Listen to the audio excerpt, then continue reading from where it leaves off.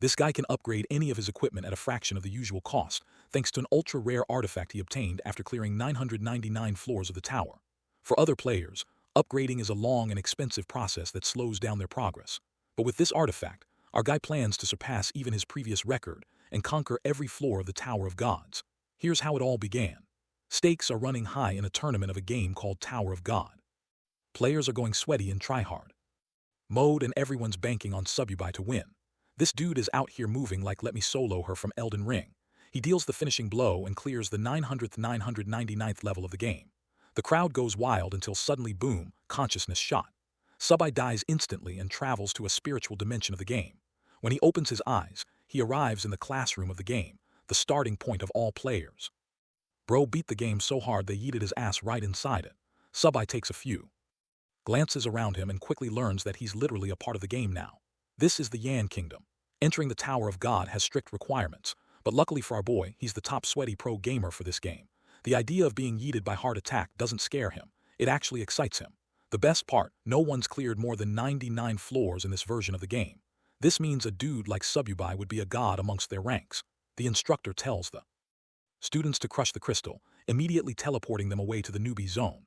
Smashing it in his palm, Sububai officially starts his real experience with the thrilling game. Unfortunately, bro's data has been wiped clean, so he's got to start over from scratch. Subai spawns into the beginner zone and discovers a unique artifact as a reward for clearing the final floor. This supreme artifact trumps all other class types in the game, ranging from rough to common, excellent to rare, perfect to legendary, and finally epic and supreme. This supreme artifact helps him upgrade any equipment with a 100% success rate at the cost of a small fee. With this, Sububai is already ahead of the competition. Setting his sights on the beginner tavern, he wonders if the tavern lady still remembers him. Our boy inspects his beginner stats and realizes that this is no longer just a game without consequences. Every move he makes is going to risk his life, so even a 10% stat boost at the start is a godsend. The nice thing about his supreme artifact is that it automatically detects upgradable gear. The idea that even a piece of basic shitty equipment can be upgraded surprises our boy. Bro goes all in, but suddenly forgets that he's broke and doesn't have coins to make the upgrade. Subai sets his goal to make some bread money, knowing that in this world, it is capable of solving every problem. Let's talk about the Tower of God's mechanics. Newbies are granted a 7-day grace period to secure class advancement through 10 floors. Players who fail to achieve an advancement crystal are terminated from the game, leading to the expulsion of countless players. Zooming in at the bar, our boy is currently rising up a bad baddie with a proposal. Subai offers her a bunch of rare cocktail recipes, but she doesn't believe him one bit. The tavern lady offers Subai her full attention, even with her stress balls. Our boy tells her to chill out and writes down the recipe. She takes it, promising to beat the out of him if this is a trick. I mean, I know a lot of people who would intentionally up the recipe for that deal. But Sububai isn't a S, and in only 5 minutes his recipe comes to life in the form of a beast blood cocktail. The customers are shocked, demanding a taste of the drink for dozens of coins. However, she roars at them, emphasizing that it's only hers to drink. The baddie drinks to her delight. Meanwhile, her top fights for its life. By the time she's done chugging it down, the girl is literally horny and wants more recipes. Subai offers her 5 recipes for 20 gold coins, an offer that really pleases her. The deal is secured, securing him enough money to upgrade. The tavern lady is straight up wifey material too, because she offers this guy an excellent grade weapon just for free. This beautiful blade is called the Refined Dagger. He thanks her and leaves, ambiguously, R-zing her up by suggesting they're old friends. Outside, our boy commences his upgrades. With just a handful of silver coins, his weapon's quality skyrockets with boosted stats. Now he can easily clear the first floor without difficulty. Subai arrives in the outer region of the beginner zone, where the shittiest losers imaginable are hunting rabbits and acting tough. Bro walks by them, calling them for preying on something so harmless and cute. One of the guys warns him from approaching a danger zone, but the idea is so baffling to him that our boy doesn't even care. Suddenly, a wind serpent creeps up from behind to attack him. Sububai reacts so quickly with his blade that it doesn't even faze him, turning the thing into sushi. The rest of these beginner-level noobs are at a loss for words, acting like he just split the earth or something when really it was just a level 1 monster. These guys warn him to be careful against the serpents as one critical hit could spell his hand. Appreciating the tip, he tosses them a copper coin and leaves. The losers think that he's lost his mind and will inevitably be killed, but Sububai is treating this place like a breeze. Another wind serpent attempts to flank him only to get stabbed in the neck. Unfortunately, the grind is way too slow at this stage. This means our boy has to pick up the pace and eliminate hordes of monsters to clear the first floor. 3 more of these flying arrive, only to get cut up like paper with a couple of slashes. Subai enjoys farming experience points and coins off of them. While the system officially makes an announcement regarding the 10th season of the tower, and excitement takes over him. This time, he's got the supreme artifact by his side. Nothing is going to stop this man from securing the first kill reward. Meanwhile, the loser party is yapping about who gets to be the first person to secure the first kill. Typically, the three great families are known for securing the first kill each year. Linu Chan, the eldest daughter of her family, is so stacked that her gear costs tens of millions alone. To her, these losers are worthless insects who can only kill rabbits. Not our boy, though. He's chopping up these flying noodles like no tomorrow. At long last, Subai meets his experience requirement for the next level and evolves to level 2. He even got a shitty iron chest for it. Inspecting stats, Subai discovers the system leaderboard. Some of the players are speedrunning level 3 already. He wasted too much time focusing on the supreme artifact, but now his main goal is to steal the lead of the top players. But first, Subai is interested in the chest before him. Popping open the black iron chest, our boy unlocks a basic cloth armor with an additional 30 copper coins. Subai is put under the dilemma of either boosting his premium dagger or upgrading his armor. Knowing that the beginner zone boss isn't going to be hard to beat, he decides to spend the upgrade on his premium dagger. The system requests him to choose the number of upgrades for it. Subai only selects a single upgrade, costing him 50 copper coins. With this, the blade evolves into a refined dagger, saying, "Fuck it, we ball." This man decides that it's time to boost it to the max. For a 7 times upgrade, Subai selects the option and spends the necessary coins. The system kickstarts his weapon's evolution cycle.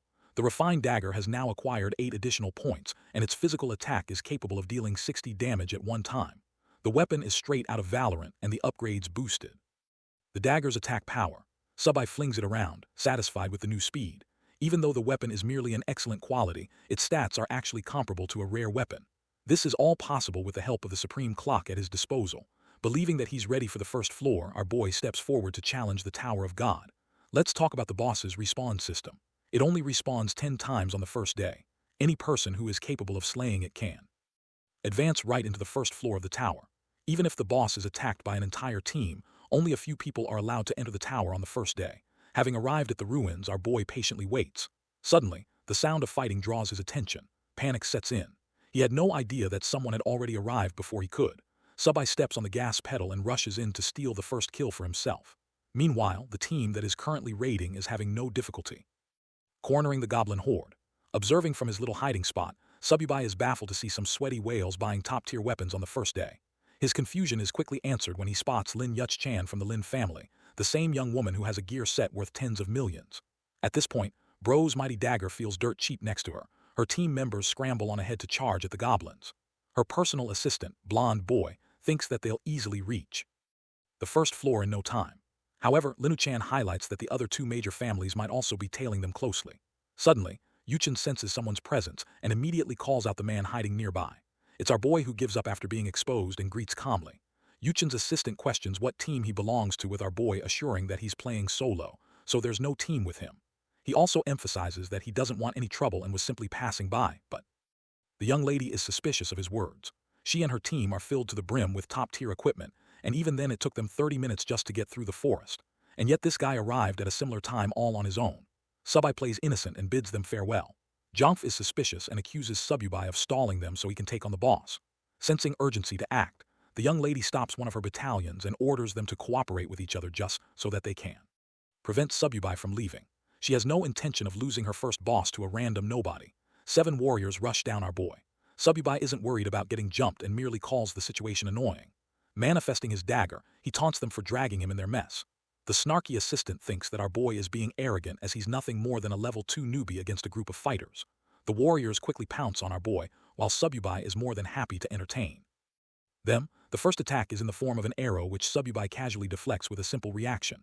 This attack was actually from the young lady herself, and his reflexes shocked her. Next up, there are 2 warriors lunging forth for an aerial strike. Subai cuts them like vegetables with a single slice. His monstrous reaction speed stuns the shitty-hair blonde. All of a sudden, the level 2 rookie appears no different than a boss monster himself, aura farming to the max. Our boy humbles the group by reminding them that they're way below his caliber, even if they possess good equipment. Saying so, he goes on the offensive, slicing down 3 more men with critical hits back to back. Witnessing his unstoppable rampage, the assistant experiences an "oh, we're cooked" moment and calls for a retreat. Still maintaining his arrogance, he threatens Sububai for having messed with the wrong family. But our boy doesn't give a damn and walks like he owns the place. It doesn't matter who it is, he's going to kill anyone who poses an obstacle to him. Despite boy's anger issues, Lady Yuchen tells her lap dog to shut up. Jangfi is stunned to see her sudden concession. Extending an offer, Yuchen pitches the interesting solo player a deal. The thing is, Lady Yuch-chan has a good head on her shoulders. She has already judged Subai to be exceptional for arriving all alone and defeating multiple men. Her ridiculous sudden proposal baffles Virgin Jang Fi, who calls our boy a mere solo player. But Yuchen tells him to shut up again, reminding him that their objective is to conquer the Tower of God without exception. Our boy thinks it's a fair deal and assures them that he won't attack or disturb their group again, provided that they grant him a protection tax benefit, a silver coin for each person. Subai thinks that it's a fair price, but SF Fi is losing his marbles at the young man's audacity. For the third time, the young lady tells her lap dog to shut up. The young lady surrenders 3 coins as a token of friendship. She also wants our boy to add her as a friend. Subai is chill with that offer as long as she can offer another gold coin. This man is out here squeezing the gold out of her. Yuch casually accepts the offer while Jung Fi is twitching like a loser. The baddie makes a second suggestion, recommending that Sububai and the team hunt the beginner boss together. Her continued interest in the first boss's defeat is clearly evident in Sububai's observation. Knowing that, he accepts the deal as long as they can settle on another condition. Yuchen hears him out as he makes a ridiculous offer again. Our boy wants to take full control of the group as part of their strategy to defeat the boss. Subai doesn't give a flying rat's ass. The only way he's going to let them participate in the kill is if they follow his orders and don't become an obstacle. Despite Yuchen's openness, she's not on par with the deal and refuses to give up leadership. Treating it like no big deal, our boy turns the other direction and is more than happy to leave them behind. Suddenly, Yuchen flips a switch. She literally offers this man 100 gold coins out of the blue just to get him on her side. He declines her insulting offer, knowing he's going to get way more by killing the boss. Yongfi calls him out for acting like a big shot, but something's not right and Yuchen can sense it. She's doubtful of her chances of defeating the boss with a team. And yet, here Sub is walking around acting like he's already won. In the next scene, our boy is busy playing with the system. Thanks to his new gold coins, he can upgrade his equipment again. Remember that basic cloth armor? He prioritizes upgrading it now, paying 1650 silver to skip the upgrade time as well, boosting his overall endurance. Subai is thrilled to find his health skyrocketing beyond 300. In the next scene, we're back at the tavern. Many beginner players are dying to kill the first boss, and it's certain that they will advance to the first floor soon. The tavern lady amusingly wonders if the Yan Nation will be able to secure the first kill this year at all. Even though their guild managed to hold the first kill record all the way up to floor 9, they were eventually dusted by a powerful rookie from the Beacon Nation. This rookie had some kind of triple S-class profession and became the best of the best. While they're yapping at the bar, our boy is hopping around the cliffs avoiding the small fry goblins to set his sights on the real target. Sub is left flabbergasted. There's already a fight going on, which means someone came even faster than him. Analyzing the familiar scent, Sububai wonders if the energy concealment powder is being used. The powder actually masks the scent of the player from other monsters, but this won't work when it comes to higher-level creatures. It bothers him how the wealthy families can easily use this kind of to quickly advance ahead. Deep inside the boss's lair, a group of warriors are fighting for their lives against the surrounding goblin horde. If the boss was already fighting a group, then our boy would have had to wait an entire hour before getting his turn. One of the warriors alerts brother Wang, sharing that a complete newbie has arrived out of nowhere. Wang doesn't think it's necessary for them to stop him, deeming him harmless. Then there's Li Yuerin of the Li family, also belonging to one of the great families. She thinks the kid is recklessly meddling around. While they're busy insulting our boy, some of the warriors suddenly gasp in horror watching Sububai approach the boss. The boss in question is a titanic goblin. It was asleep in its slumber until our boy tossed a blade across its chest, awakening it. The intimidating goblin king gets up from his throne, towering over the newbie who dares to challenge it. Subai isn't afraid. He's more than happy to take on the beast. The Wang group is worried about the boss and awaits instructions from their leader. Wang Zai believes that the newbie will be squashed like a bug in a few seconds. The first attack comes from the enraged Goblin King, who smashes its mace and erupts the ground. Our boy dodges it with finesse, taunting the creature and earning its fury. Confidently lunging forward, Sububai calls him his and announces its death. A lightning-fast slice instantly eliminates 100 health from the boss, but that's not enough to bring it down. So our boy goes on the reversal, dealing a second slash. Provoked even further, the boss attempts to smash him in one go, but misses and hits the ground. Its speed is no match for Sububai's fast reflexes. Next, our boy goes for an aerial descent, landing a vertical slash that obliterates another chunk of health. The only reason he's been able to land critical hits is because Sububai possesses knowledge of its weak points, those being the chest, lower back, and eyes. The spectators watching are at a loss for words. These D1 haters were talking about our boy earlier and now have nothing to say. Yurin worriedly asks Zixi for his analysis, but this guy has the same question as her. Just how is this rookie so damn fast? Kiting is a skill that even the top-tier players have difficulty mastering, and yet Sububai is casually exploiting it in his movements. The boss is pretty weak with its depleting health, so technically they could jump Sububai and steal his kill. This grinning bastard thinks that they should wait for a while longer, believing that the rookie will eventually make a mistake and feel the wrath of the Goblin King. I mean, Sububai is pretty casual with it, and he's violating this beginner boss at this point. The Goblin King screams in pain and tries to attack again, but he completely misses and allows our boy to land yet another critical slash. The Goblin King roars in fury, but this cry isn't one of pain. It's a calling to summon its troops. Our boy realizes that things are about to get complicated, but hilariously, the tiny goblins actually focus their target on surrounding Zixi and Yuan's group instead. Zixi rallies his group into attack formation to penetrate the circle of goblins. Yuan thinks this is a useless endeavor, especially when an endless wave is quickly surrounding them like flies. Concentrating his attention on the Goblin King, Zixi instructs his team to clear a path to the best of their ability. With the team busy sniping down the goblins, their leader marches on ahead so he can deal the finishing blow.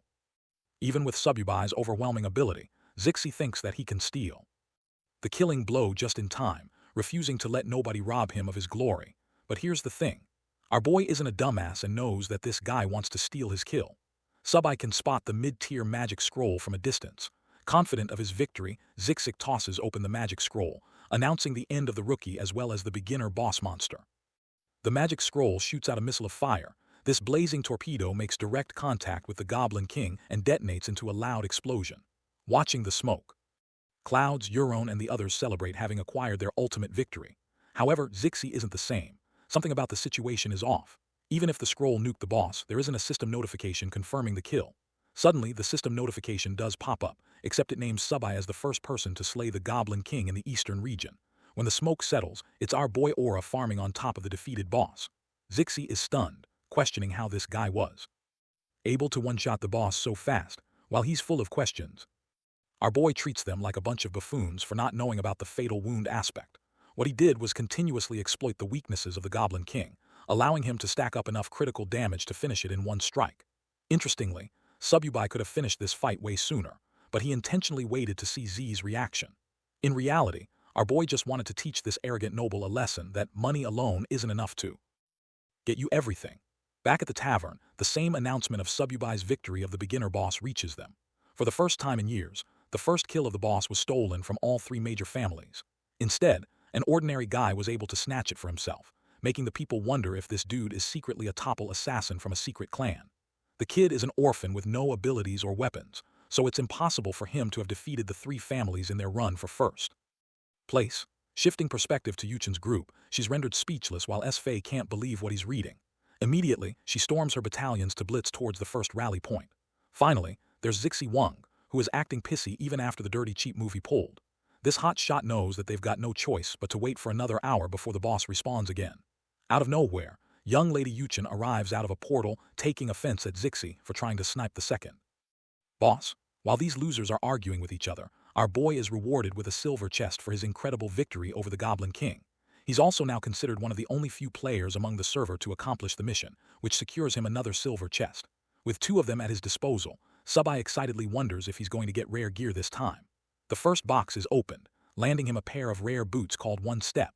The second silver chest acts as a support loot, landing him 10 small potions and silver coins. With this, his movement speed will experience a 30% boost for a 1-minute period. Unfortunately, using them requires level 5 minimum, so even with the decent loot, our boy can't use it right away. This reminds him to check the leaderboards of the 10th season of the Tower Challenge. He finds the list and discovers quite an upset.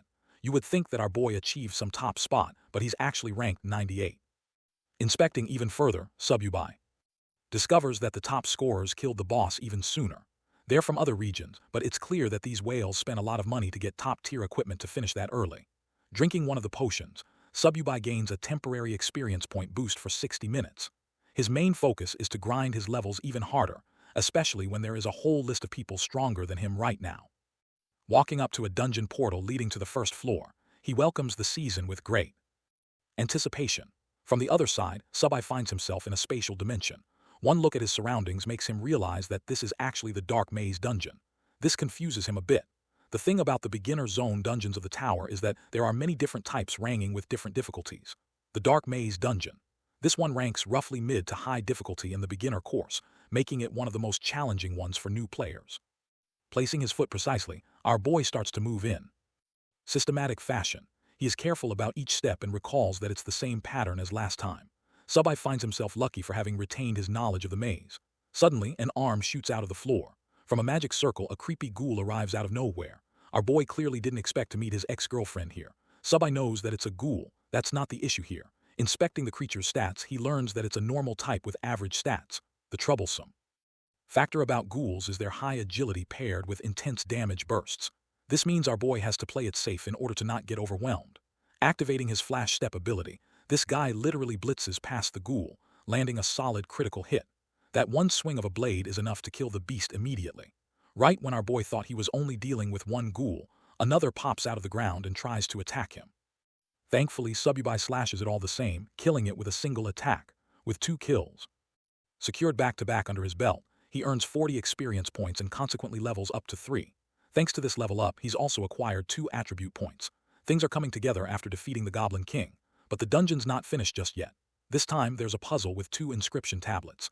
Each tablet has its own color. Red means hard, blue means easy. Since our boy is basically smurfing the ranks, he intentionally goes for the red for those spicy rewards. Standing atop the tile teleports him to a different location of the maze. Let's zoom out and see what the Yan Kingdom is up to. At the Zhou Dynasty Guild HQ, the Guild Master Raster learns about the smooth progress of Junkai. Zhou Wang, the founder and leader, doesn't care about meaningless progress. All he cares about is that they secure the final prize. His assistant thinks both the father and son are similar and assures the guild leader that young Master Junkai will stand at the top of the rookie ranks this year. But the guild leader snaps, roaring at his assistant. The thing is, every season before this one had its own rookie king. Each of them is a competent warrior who had to struggle to get to where they wanted. It's not just any title that can be assigned to a Nepo baby. Zhou Wang is hopping for the best for his son, believing that he will make him proud. Back to our boy who is currently obliterating a trio of ghouls like butter. 3 more down, he gains experience points and nearly reaches level 4. These monsters are helping him farm points with ease, and his experience potion makes it all worth it too. With all of the ghouls defeated, their corpses vanish from the room. Surprisingly, 5 tiles light up in succession, each boasting a different color. Subai stares at the intriguing gray tablet, which always leads to a hidden room. It's not a bonus he expected, but he welcomes it with open arms, curious to see what lies at the end of this route. He steps on the gray tablet to reach the hidden room. The moment he teleports is also the moment he is welcomed by dozens of bloodthirsty ghouls. These Spider-Man wannabes waste no time pouncing on top of our boy, but they forgot they were dealing with Mahal Jordan. Subai leaps up to accept their challenge and slashes every single one of them. In the time span of a few minutes, this man defeats every single ghoul in the room, achieving level 4 and earning points in the progress. Subai excitedly checks his level system, having cleared the hidden room. Despite the difficulty of the room being this managed to clear it without any problems. With his preparation finished, our boy thinks that it's finally time for him to pay the boss a visit. First, he inspects the global rankings. Among them, Jiajin Chai is at the top with Lin Ming Xuan standing second. But even then, it appears that the boss is yet to be defeated by anyone. Naturally, Subai steps on the red crest, opening a crevice that leads him to the boss. This time, he's thrilled to speedrun a record for the rest of the players to feel jealous of. With that determination, he arrives inside the boss's lair. The lair is gigantic, encompassing the floor of one's boss. There are gargoyle statues with a gigantic oxman sitting on his throne. The beast exudes a thrilling aura donning a warrior outfit. Subai doesn't even consider them a nuisance anymore. Rushing in with his refined blade, Subai demolishes the group of ghouls in successive mutilating strikes. The servants are defeated in little to no time while our boy charges full speed ahead to mess with the boss monster still sitting on his throne. A pair of red demonic eyes glare at him with fury. A floor 1 boss is acting like the final boss for some reason. This Minotaur is classified as an elite level threat with a gargantuan health bar of 55,000 points. It even has 3 different skills to confuse the players. But even against all of that, Subai is chill and taunts the Minotaur for being just as cocky as he was before. First up, our boy throws his decoy sword to lure the attention of the boss. The Minotaur casually swipes the sword with a flick of its hand. Annoyed, the Colossus grabs its enormous battle axe, channeling streaks of electricity. Prepared. The monster lets out a battle cry that shakes the dungeon room with its ferocity. The battle cry activates the two gargoyles that were sitting on top of the pillars. Subai displays no signs of fear and instead shows true excitement at being challenged. The explosive Minotaur activates its trample charge skill to unleash a heavy swing of its axe. Meanwhile, the two gargoyles are planning to attack our boy from behind. Fighting strategically, Subai first evades the swing, causing the Minotaur to stagger and create an opening. Then he exploits the same opening by stabbing the monster at its weak point, landing a critical strike upon first contact. The monster roars, but our boy's already on the move for a second swing and zooms past the battlefield. Reading the Minotaur's next move, Subai anticipates another slashing strike. But before they could do anything, this guy literally speed blitzes all three of his targets with an array of slashes from top to bottom. Each slash causes an immense amount of damage thanks to Subai's lightning-fast slipstream skill. Enraged, the Minotaur attempts to stomp our boy. Subai dashes away with ease. Right now, the Minotaur is furious. So furious that it burns an orange aura, tapping into one of its three skills called the Heavy Bull Charge. I don't know about you guys, but if a house-sized bull covered in flames charged at me, I would be praying to every god on earth to save my life. Subai didn't anticipate the miner to use a skill so quickly. The monster is moments away from trampling our boy, but it's exactly what he wanted to happen in the first place. Subai uses the bull's rage against him and casually evades the charge just in time, even taunting the Minotaur for missing its target. He traumatizes the boss monster with a stinging slash across its eye.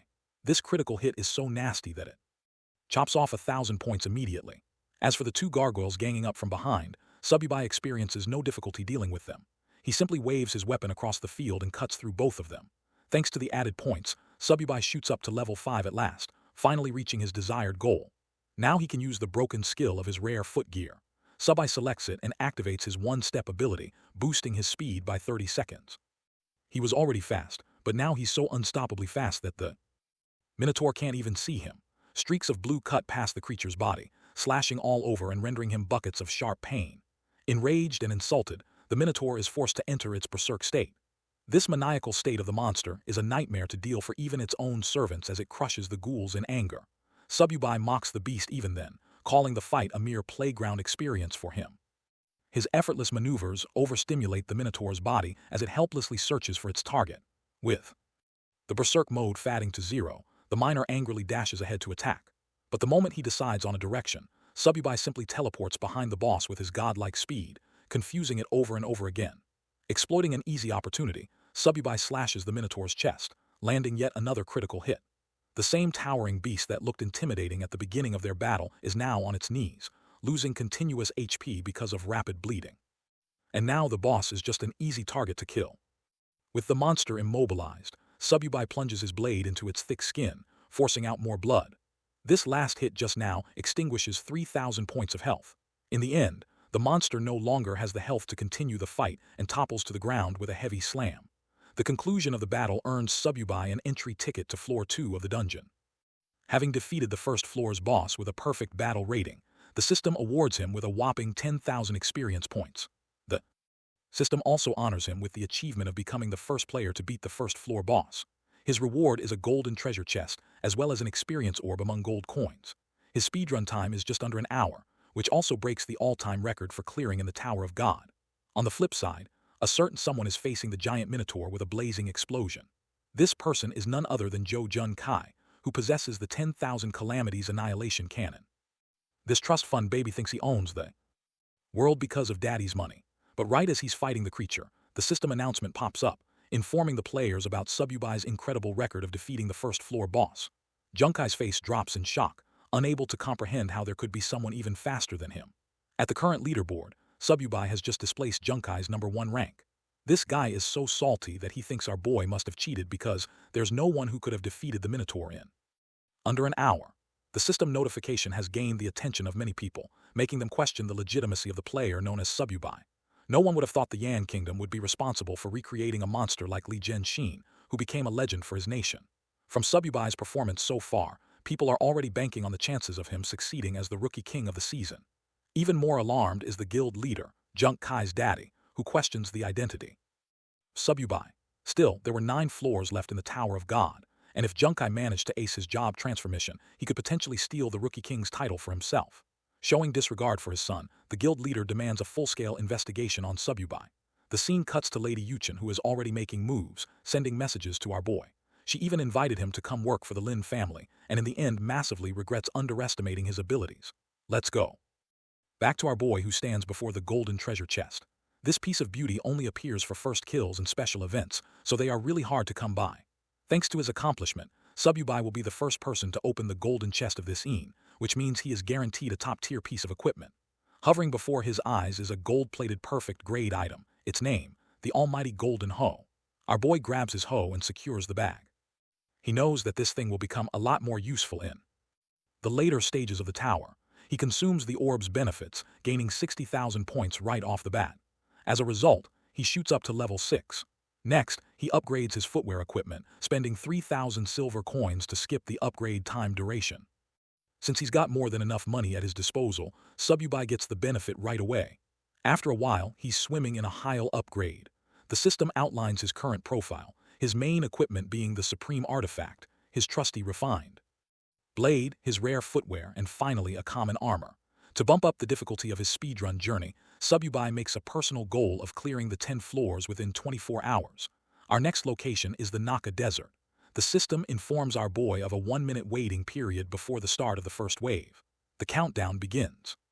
While Sububai is intrigued by the landscape, knowing what he does in the desert, Sububai is expecting 10 waves of monster invasions, but that seems way too slow and easy for him, so he wants to look for a way to help them spawn even faster.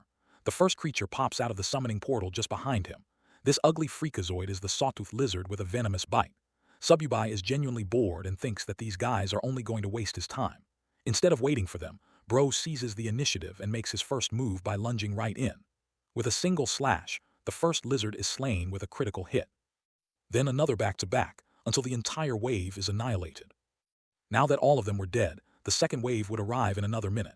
The normal battle process of defeating these lizards takes about 10 minutes, but our boy easily managed to defeat the wave in 2.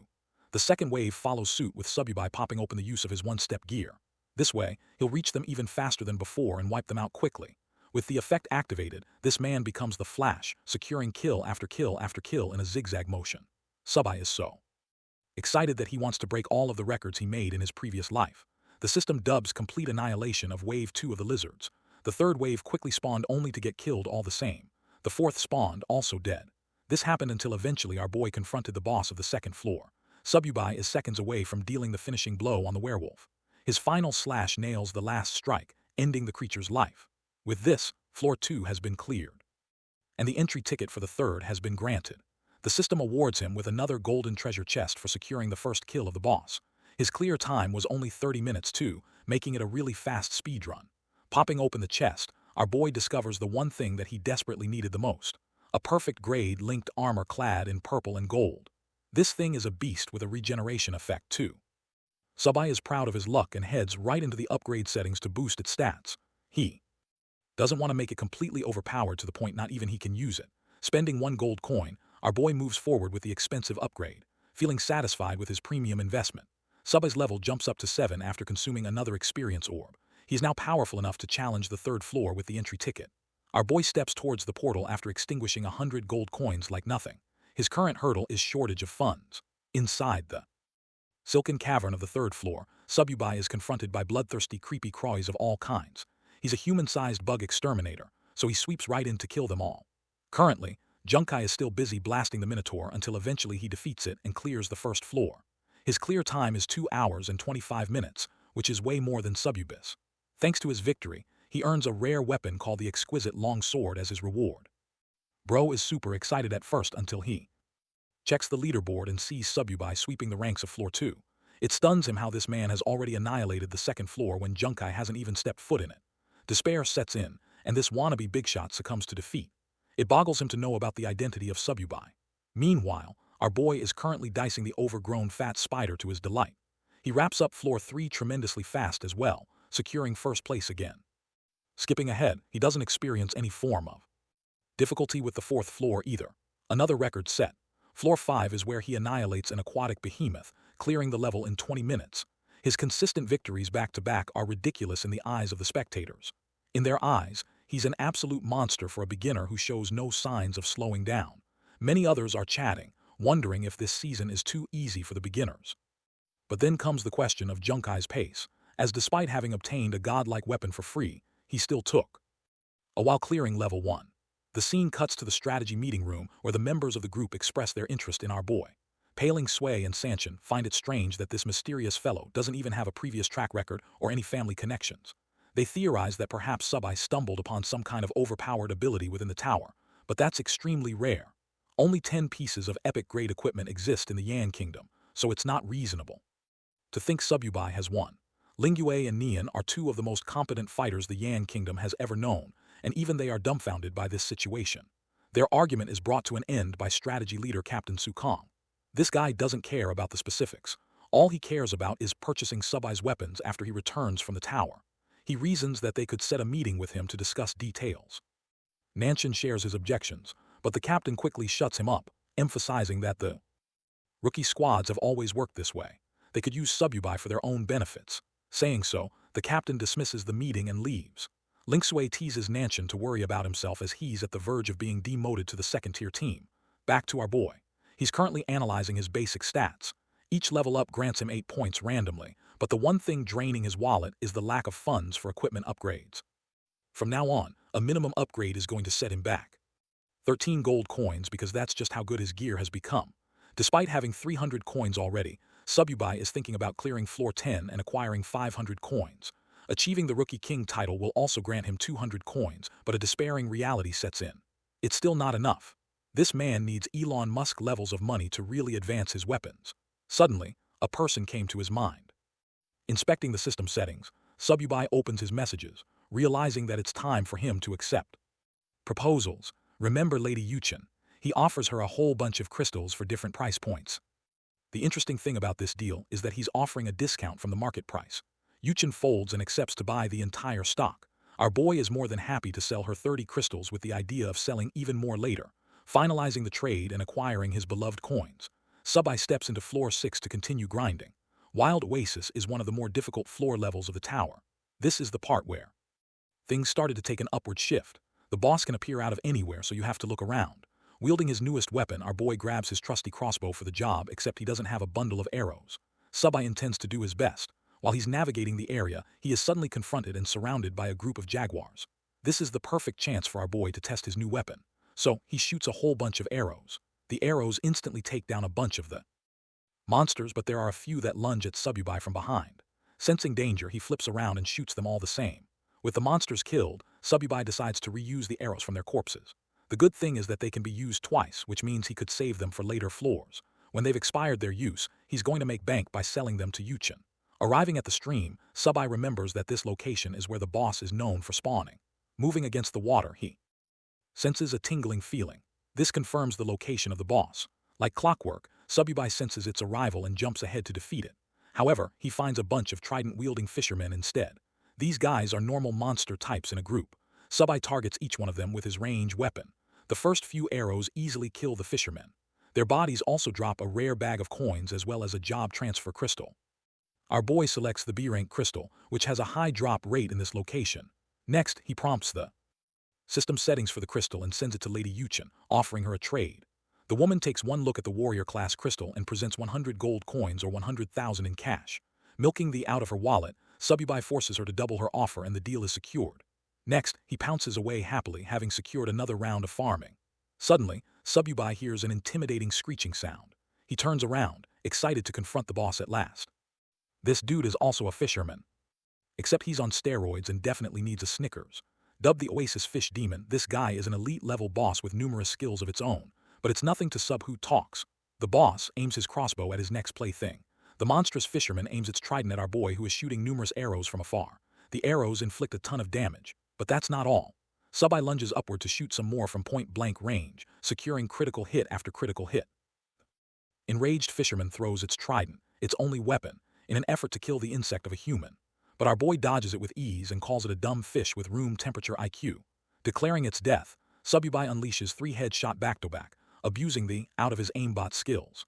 The boss is killed with a heavy splash in the water, while the system congratulates him for attaining another perfect score. This floor took him nearly 2 hours to complete because of its difficulty. However, Subai is still happy for gaining 5 silver chests in return.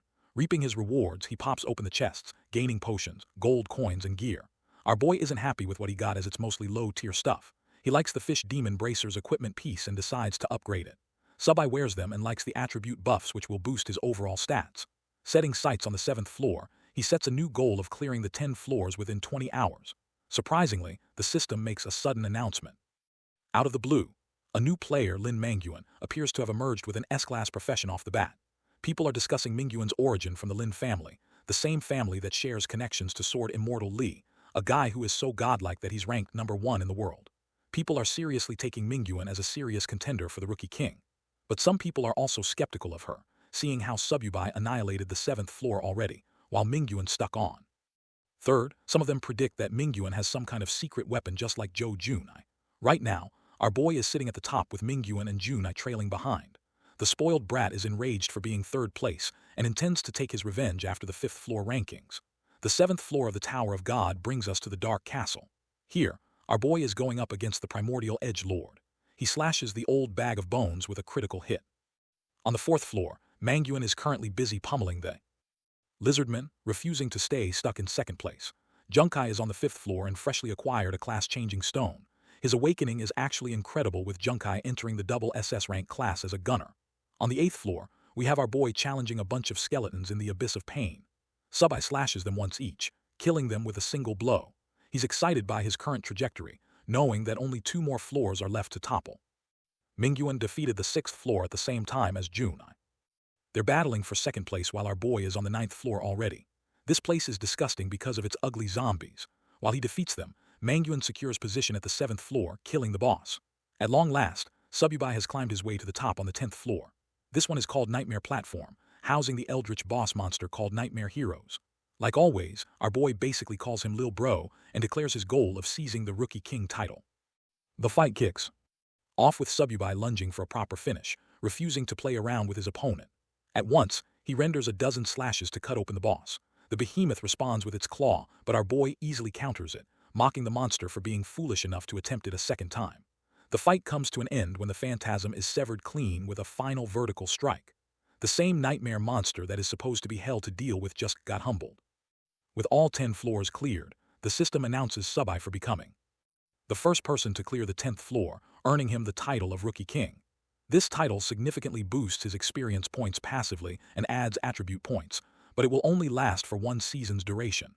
The important thing is that he secured a triple S-class crystal, with 5 golden chests held in reserve. Our boy is expecting top-tier loot this time. First up is the rare tiger sword, which is kind of mid. Then there's a treasure map, which is great for navigation, an energy shield, and a light stone aren't too impressive, but better than average. The best of all among them are the Fire Dragon gauntlets. Their stats are so good they could be classified as epic gear. Testing out their strength, our boy nukes the field with a punch. Observing his profile, he thinks that he'll become unstoppable if he can simply upgrade the gear with the Supreme Clock.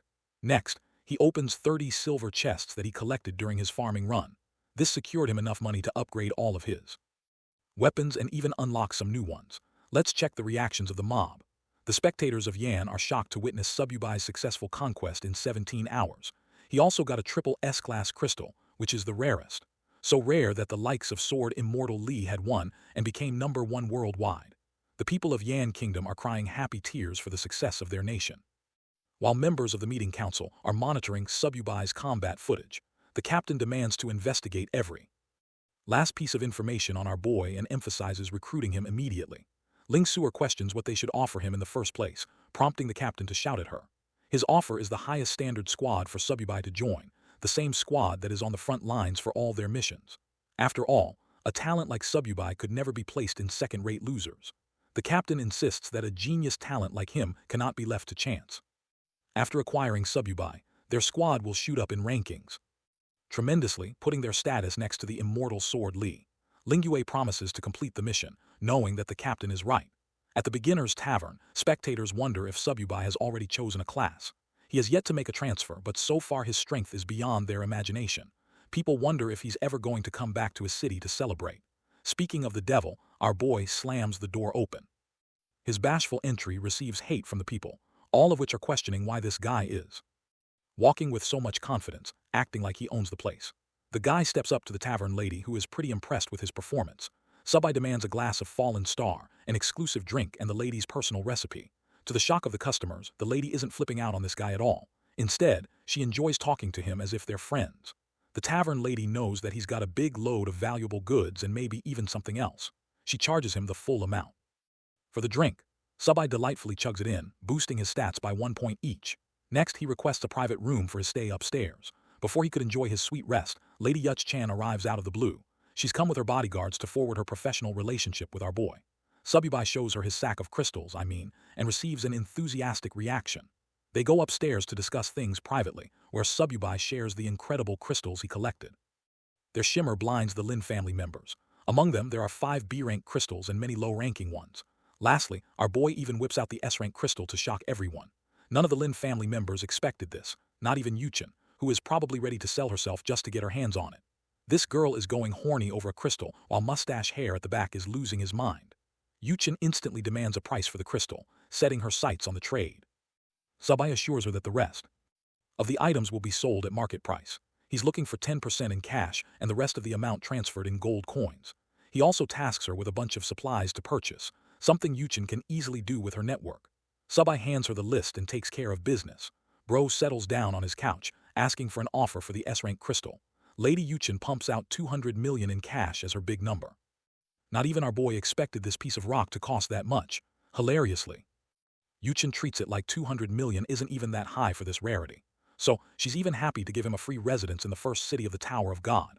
Both of her lackeys are questioning Yuchen's decision to offer such a prestigious reward. But this woman is standing on business and really wants that crystal for whatever reason. Subai realizes that he might be underestimating the stone's value. Instead of arguing, he accepts the deal and requests payment to be scheduled in 7 days. An excited Yuchen is more than pleased to sign the contract. Our boy signs it properly as the two shake hands. Their deal comes to fruition with the lady enjoying her fancy new expensive rock. Next, Yuchen welcomes Subai into the Lin group, knowing that he pulled a triple S-class crystal, which means everyone and their mother is going to try recruiting him now. But Subai doesn't intend to transfer classes for the time being, which surprises Yuchen because someone could easily try to steal his precious crystal. To that, our boy assures her that he's got his own plans cooking at the back. He has no need to worry about such things. The meeting comes to a close, and while Subai is heading off to rest, he ends up hearing a conversation between 2 guys. They're suspicious of his identity as Subai. Everyone in the bar now knows his name, realizing that he's the one who made a dramatic entrance. They're so hellbent and focused on him that the tavern lady's business is more chaotic than ever. She intends to even the playing field with him soon. While our boy is dead asleep, this sneaky devil pops into his room. Yeah, every man's wet dream. Tavern lady sets her sights on her target and kicks him awake. Subai is annoyed by her while she complains to him about her business failing to function because of his antics. To make up for all the trouble he's caused, our boy offers a bunch of gold coins. Tavern lady is dazed by the sight of them and immediately switches her attitude. Girl was about to beat his ass and suddenly acts like she can take care of all the problems on her own. Subai reminds her not to kill anyone in her crusade, with her reassuring him that she's not a murderer. Going over an important topic, Subai brings up another affair. The tavern lady is excited, predicting that he's brought her a bunch of rare recipes to sell again. However, what he reveals is actually the triple S-grade job change crystal. Yes, the rarest crystal to ever exist. Subai informs her that he's about to initiate the god's trial. It catches her interest, causing her to question how he came to know about it at all. The answer is simple. It's from the information of his previous life, where he'd experienced it more than 100 times already. The tavern lady emphasizes that the only requirement for the trial is the crystal. In that dimension, there won't be any money or equipment. Instead, there will be a hidden class crystal. It's a risky maneuver because if our boy actually ends up taking the trial, the SSS-grade crystal will vanish. One shot is all he has, and unfortunately Subai has failed this opportunity over 100 times in the past. He aims to rectify his mistakes and requests her to arrange the trial. The tavern lady is surprised by his determination and reminds our boy that if he dies, it's on him. Subai isn't worried and remains confident in his chances of survival. The tavern lady grasps the crystal and crushes it in her hand, commencing the start of the trial. After the crystal's destruction, the system alerts the player that there won't be any way to escape the trial after it has begun. A magic circle manifests open while the tavern lady warns him one last time. Subai calls her an annoying grandma, pissing her off to the point she kicks his ass into the circle to die. Subai falls into the portal, shouting in fear that she used the same stupid move again. Of course, the The boss lady has no idea what he's talking about and wonders if they've